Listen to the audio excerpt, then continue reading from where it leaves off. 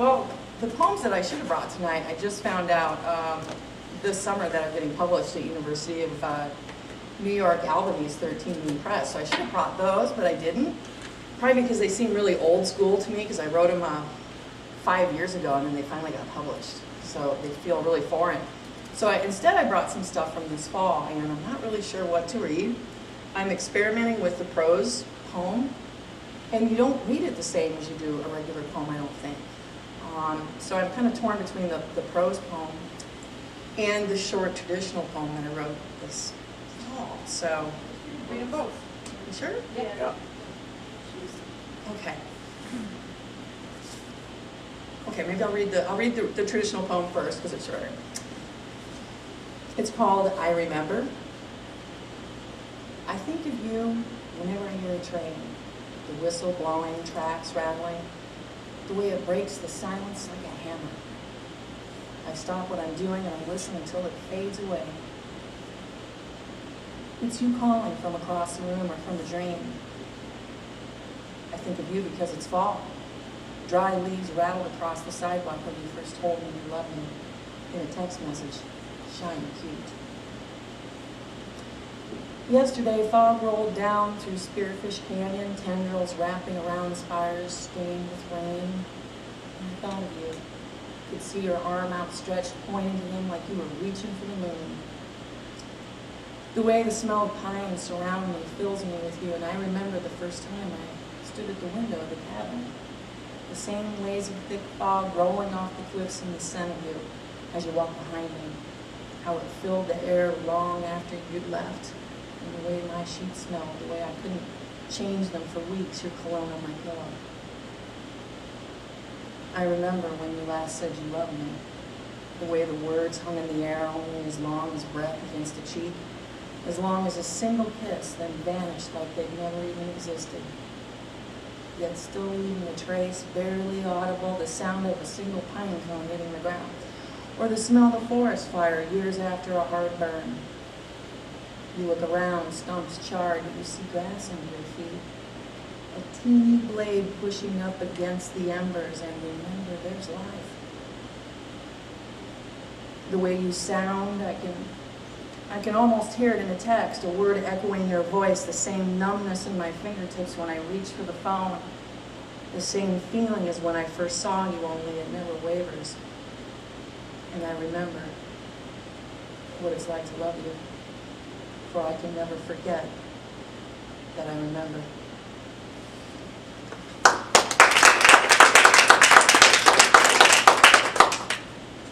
Okay, this prose poem is kind of inspired on a big, huge road trip that I took. I went from all over in South Dakota, Wyoming, Colorado, New Mexico, and it was kind of a Thelma and Louise kind of thing, except for no murder and suicide at the end.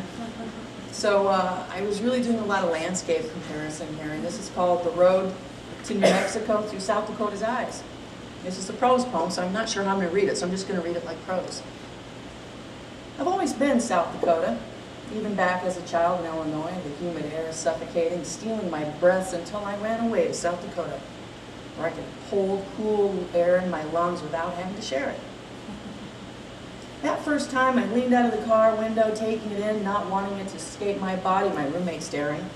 We had to pull over. I had to stand in it, breathe in big lungfuls.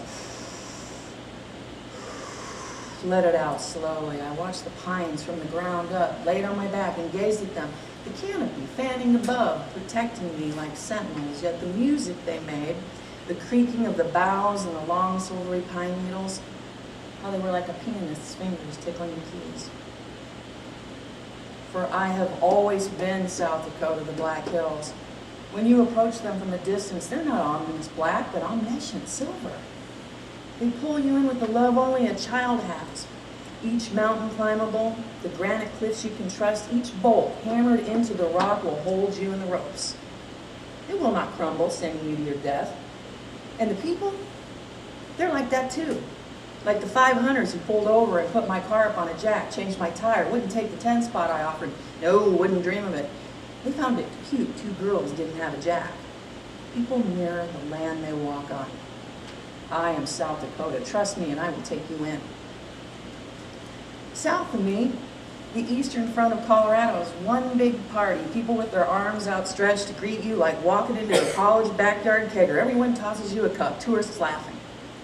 Whitewater rafters sit at the bar with you and spin tales about the roaring Arkansas River, how at night you can hear voices in the water that you couldn't quite make out, like chords echoing in an empty recital hall. The Rockies are kin to South Dakota, their music the same, and they look at you sadly when you leave. As you glimpse out your rearview mirror heading south, they wonder, when are you going to come back again? I am the Black Hills. You say you are New Mexico, but you are not. You're somewhere between southern Colorado fading into the northern New Mexico sand. You've always been, and you always will. The road to perdition starts on 159 south of Walsenburg. The friendliness of Colorado dissipates. New Mexico's heat bakes it out of your skin, and you reach for another water bottle. No streams or rivers to jump in, and you're thirsty and alone. That's where I found you. Blanca Pass has no access through it. It's unapproachable, cold, beautiful, and when the sun shines off the snow, it's brilliant, but it hurts the eyes. There are no historical markers, no developers' graders parked on the hills to level out the land, no real estate signs. It says, stay away. There is no road through it, and there never will. Off the pass, the land doesn't welcome you because there are no trails, no elk, no deer, no pine. It's indifferent because it's like the moon, and its void comprises what we don't understand in ourselves. Then down the mountain on that stretch between San Luis and Costilla, a man could die in that desert of scrub and dwarf cedars, their branches gnarled like arthritic hams. No shadows of anything but your own body, no swings of pine, and no music other than what's in your own mind. No shade that you can trust. Costilla, New Mexico had a school, a building. Next to it, a razor fence encircled. It would be the first thing a child would see from the playground, the razors and the sun reflecting off them. You would learn not to get too close to it, but you'd learn it the hard way. Outside Arroyo Hondo, I met a climber, the muscles on his arms tight like the rope in his hands, his body thin and tough like sinew. He said the mountains there were crumbly, that he watched his partner fall to death. The rock not holding his anchor, letting his body fall 10 stories.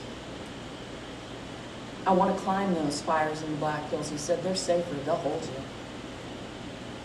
Because that's really what counts in the end when you're climbing. The bolt we trust is in the rock, and the rock has to hold you. It protects you. The fact that the pines in the Black Hills cleanse you with every breath is a reminder of a friend who's got your back in the dark, a rainbow spontaneous like a jack vine, sprung up from the cracks in the rock, something that makes you wonder at its creation and the fact that you're still alive. I am the Black Hills. It's what I am. I'm the granite under your feet. I'm the pines who love because that's what they know. Shielding the elk under them, the buffalo resting in their shade. I am South Dakota.